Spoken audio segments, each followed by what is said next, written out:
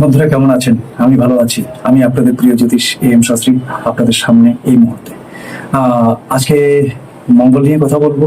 মঙ্গল হচ্ছে এমন একটি গ্রহ যেটার ভিতরে বীরত্ব রয়েছে।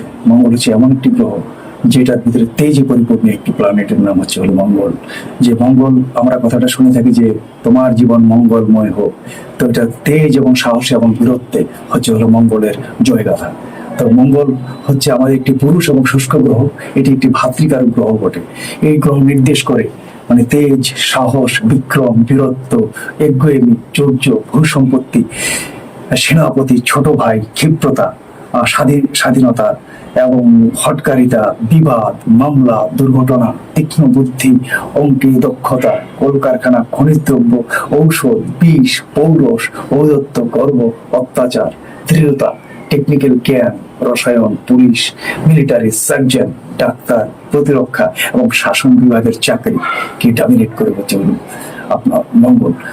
তো এটার কারণে যে রোগ ব্যাধিগুলি হতে পারে সেটা হচ্ছে অর্শ, ভগন্দ, রক্তাল্পতা, রক্ত ঘটিত রোগ, এমনকি ব্লাড ক্যান্সার কিন্তু মঙ্গলের কারণে হয়ে থাকে।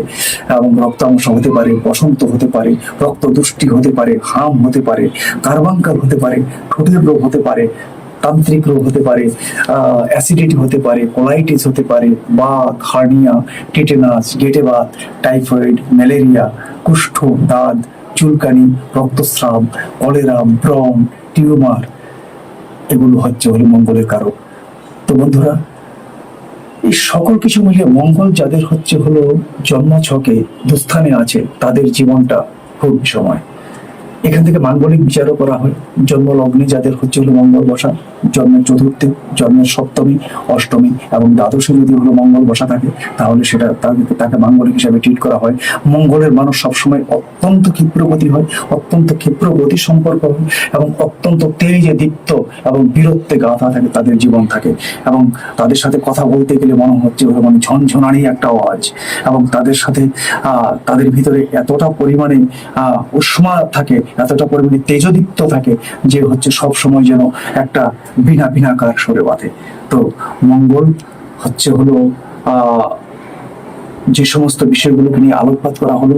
মঙ্গল জন্মকালীন সময় যদি নিচস্থ অবস্থায় থাকে এবং যদি আপনার মঙ্গল, যদি আপনি একজন মাঙ্গলিক মানুষ হয়ে থাকেন, তাহলে অবশ্যই মঙ্গলের প্রতিকার করাতে হবে। তো মঙ্গলের প্রতিকার করার জন্য অবশ্যই আপনি একজন ভালো জ্যোতিষের কাছে যাবেন।